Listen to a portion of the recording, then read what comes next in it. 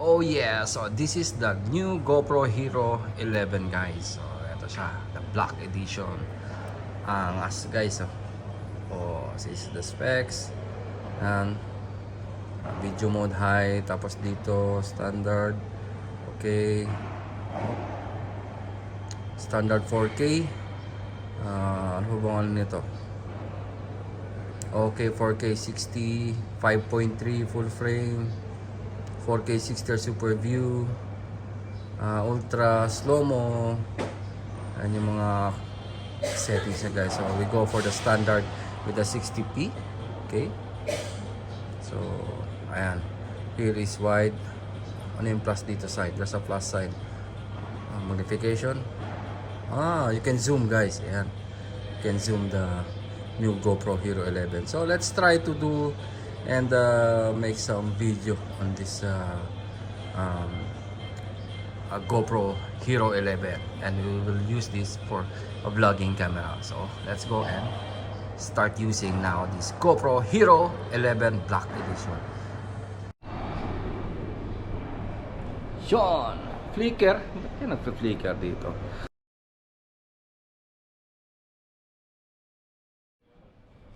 And guys, so this is the new GoPro Hero 11. So we did an adjustment already guys. First, it's already a flicker, so you need to switch off the anti-flicker. There is in the settings guys. Then I did a cinematic 5.3K with the 25p L. So it's a cinematic view already guys. Before we did sample, it's a default settings 4K 60p, but now we are cinematic mode with 5.3K 25L. So this is more better for vlogging. So ayan, again, let's do quick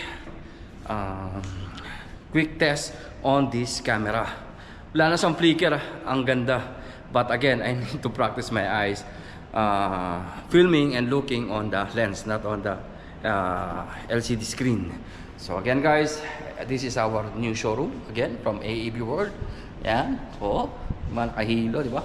So by the next month, I think we're already here in the new mega showroom of AEB World.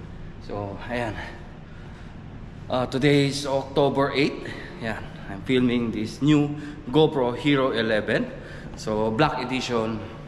And I think it's cool guys. I like the sound quality and the video on this GoPro Hero 11. So I'm thinking to purchase and buy next year. Panag-bakasyon tayo kasi magagamit natin. We will use this on our trip or vacation on maybe April or May. Yan. So again, I did check all the settings of this camera. But ayan, this is the sample of the cinematic 5.3K 25 frames of the new GoPro Hero 11 Black Edition. So this is a quick test and review on the GoPro camera. So let's see if this is good, or I think it's more than enough to use for vlogging. So again guys, medyo ano nga lang siya, yan, diba? But again, you need a stick para ganyan, cinematic look and wide and cinematic. So again, I didn't put any external microphone on this video clip guys. This is standard.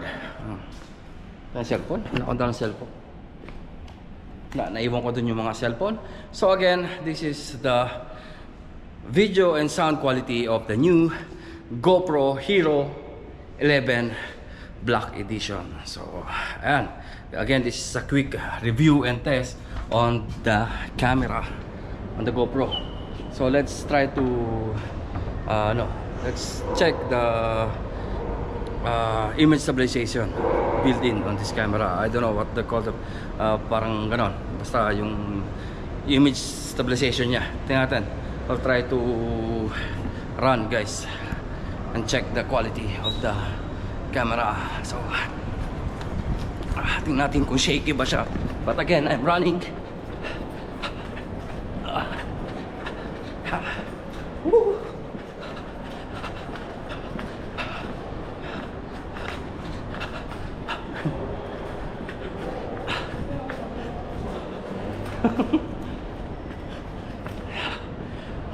Can you run and test the image stabilization on this?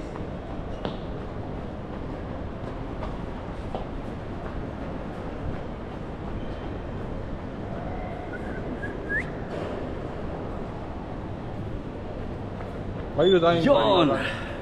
So, ayan, that was the sample video of the new GoPro Hero 11. So, check the image stabilization. So, kakahingal.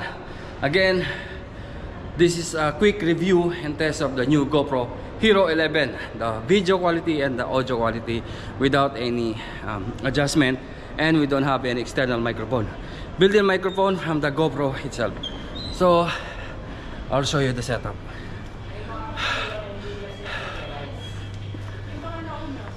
Ayan. So, ayan siya guys, di ba? Ito yung GoPro natin. Ayan.